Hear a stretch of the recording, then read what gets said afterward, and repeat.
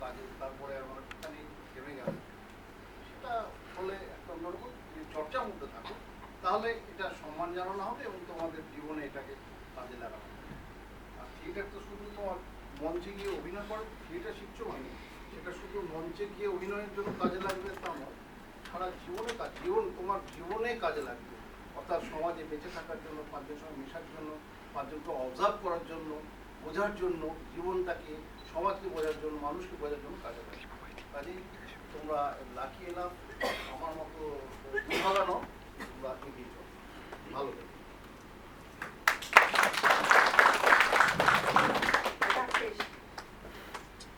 আমি গত কয়েকদিন ধরে প্রায় 60 জন ছেলে মেয়েকে নিয়ে ওয়ার্কশপ দিলাম তিনটে বিভাগে, জলপাইগুড়িতে, বোলপুরে এবং মেদিনীপুর।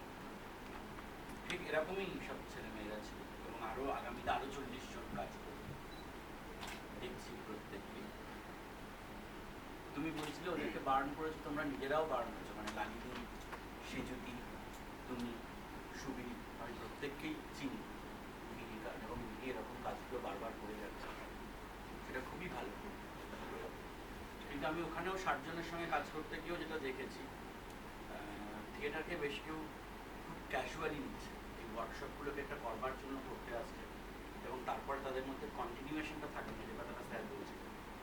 যদি কন্টিনিউ হয় তাহলে তোমাদের পুড়ে যাওয়া এবং তার সঙ্গে এই 3 দিন বা 4 দিন ধরে প্রশিক্ষকদের পুড়ে যাওয়াটাও সার্থক।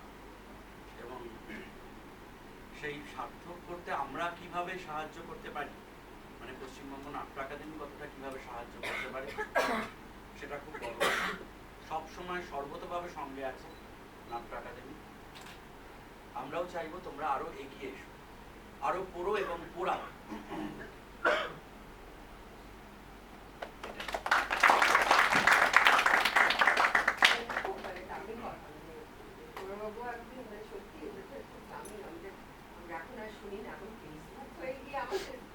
না মানে আমি সিরিয়াসলি বলছি, আমি দেখতে গিয়ে দেখলাম এসডিআইসিওরাও যেভাবে ইনভলভ, মানে প্রত্যেকেই চাইছেন কিন্তু বিভিন্ন রকম ভাবে থিয়েটারটা হোক।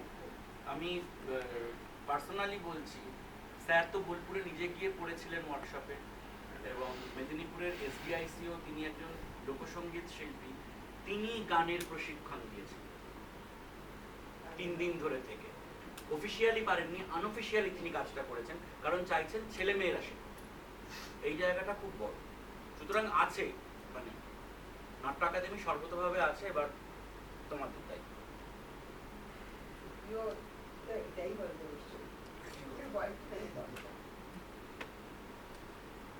না, পশ্চিমবঙ্গ ও যেটা বললো আর পশ্চিমবঙ্গ নাট্য একাডেমির এই উদ্যোগ, প্রচুর দলকে তারা এই যে সহযোগিতার হাত বাড়িয়ে দিয়েছে এবং এরকম প্রচুর দল করছে।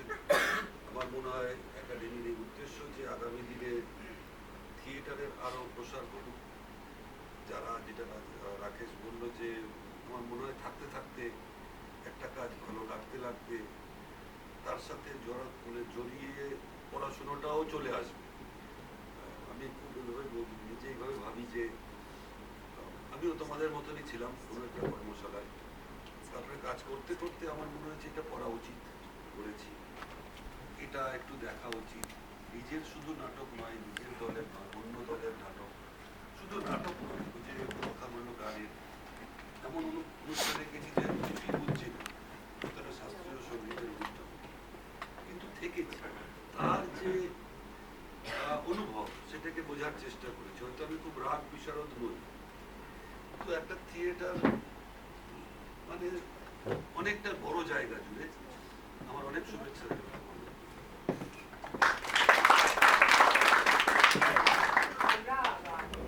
আমাদের একটা লাইব্রেরি আছে, লাইব্রেরিটা আমরা গুছিয়ে ফেলেছি, যারা পড়াশোনা করতে চাও এখানে চলে এসো আমাদের লাইব্রেরিটা খোলা আছে না, তাহলে আমরা একটুখানি রাখতে পারতাম 1 ঘন্টা, মানে আমাদের ওয়ার্কশপের মধ্যে খুবই একটা জরুরি। তুমি যদি ওয়ার্কশপ করো তাহলে এটা একটা সুবিধা হবে যে আমরা যারা ওয়ার্কশপ, এখানে ধরুন আমরা 8 ঘন্টা আছি তো প্রায়, তাহলে 1 ঘন্টা অন্তত লাইব্রেরিতে যেতে, এইটাকে কিন্তু আমরা করতেই পারতাম, মানে জোর করে আর কি, যাক না যাক যেতেই হবে একটুখানি। দেবস্মিতা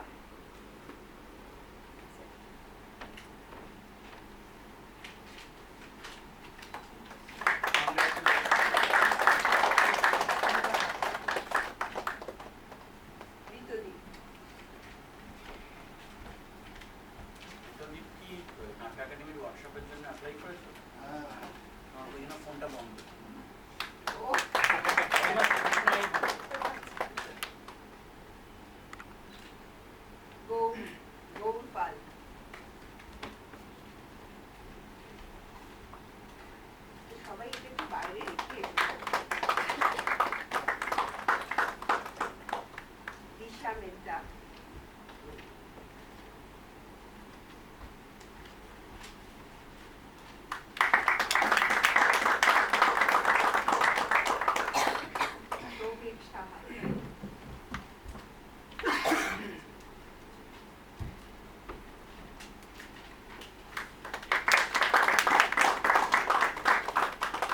মনীষ ঘোষ,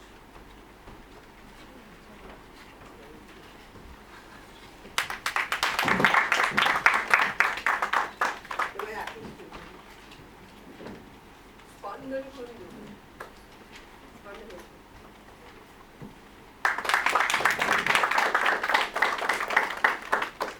রূপকথা রায়,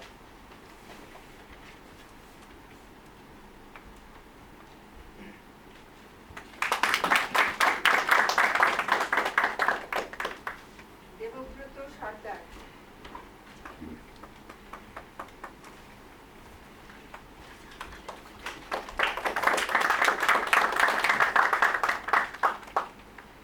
মনীষা হালদার,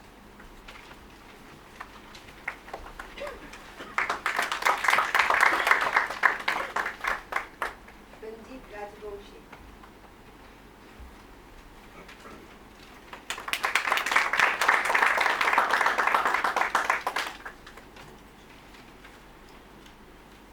শঙ্করিতা দত্ত,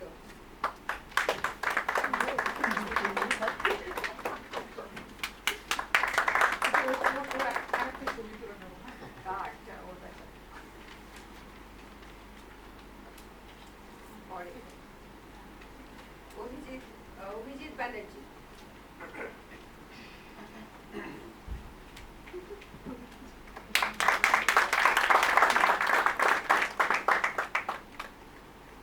শানু ঘোষ,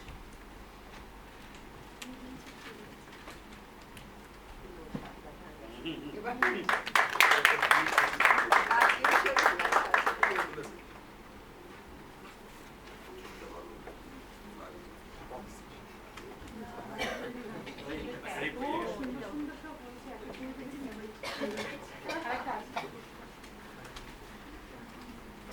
মধুরিমা মণ্ডল,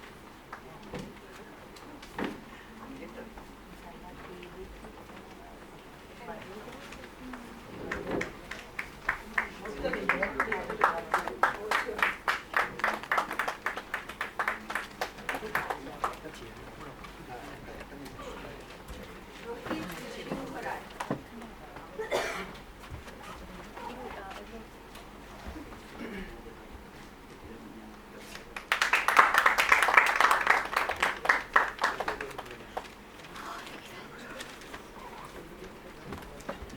দেবাঙ্কি সুর,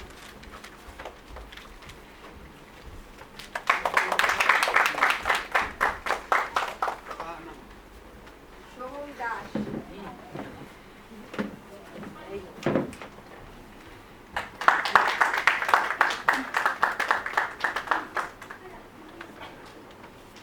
পল্লব মুনিয়াম,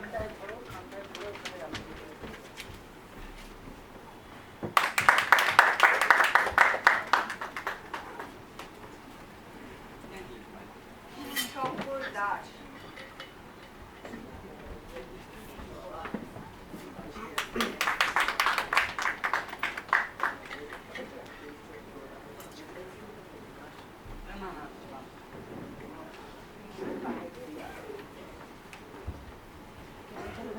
আমরা এখানে আসি, ওরা